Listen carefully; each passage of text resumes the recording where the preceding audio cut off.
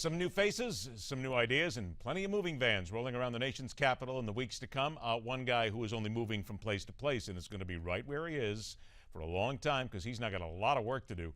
Welcome back to Midpoint from inside the Beltway, Newsmax chief political columnist and White House correspondent John Gizzi. John, what's the feeling inside the Beltway today in light of the bloodbath, if you will, from Tuesday night?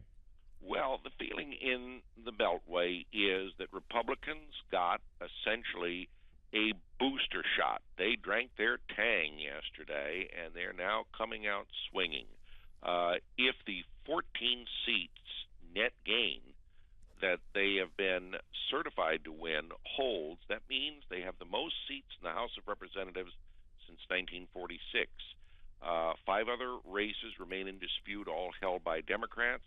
If they just win 2 of those, they break the record of seats they held going back to 1928.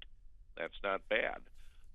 They made a net gain of 8 seats in the Senate, nearly won the Virginia race, which was totally unexpected, and are likely to win the one remaining runoff in Louisiana against Senator Mary Landrieu with Congressman Bill Cassidy. The state requires a runoff if no one gets a majority. If Cassidy wins, that brings the number in the Senate to 54, a 20-year high for Republican ranks in the upper house of Congress. All of this means that the president is going to finally get legislation because Harry Reid's no longer majority leader and can't bury things the House passed in his Senate desk and not have a vote, which means Barack Obama will have to veto things, whether it's the Keystone XL pipeline or the Upton Act, which puts into law the president's own words that if you like your insurance policy, you can keep it. And I find it interesting that Josh Earnest, the presidential press secretary, was very positive with me about finding things the president would work on with Republican members of Congress.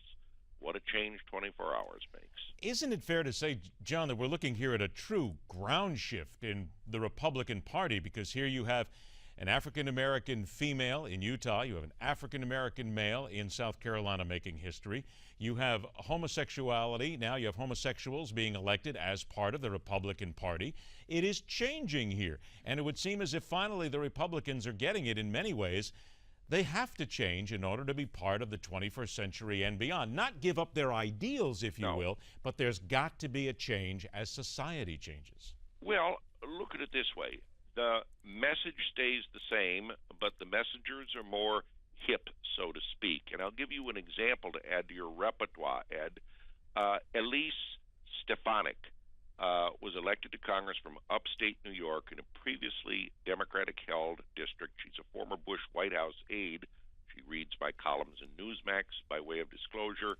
And at 30 is the youngest woman ever elected to the United States Congress.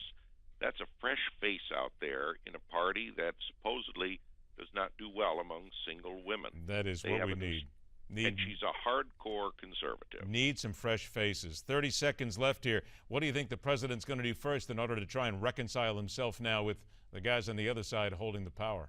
I can only rely, Ed, on what my credentials as a White House correspondent bring me. That's good enough for us, John. Good enough for us. Okay, and what it is this. Josh Earnest, the presidential press secretary, told me yesterday the president was interested in measures that got bipartisan support in the House, and particularly when I mentioned a memo by Majority Leader Kevin McCarthy asking for suggestions on regulations that could be eliminated to help small business.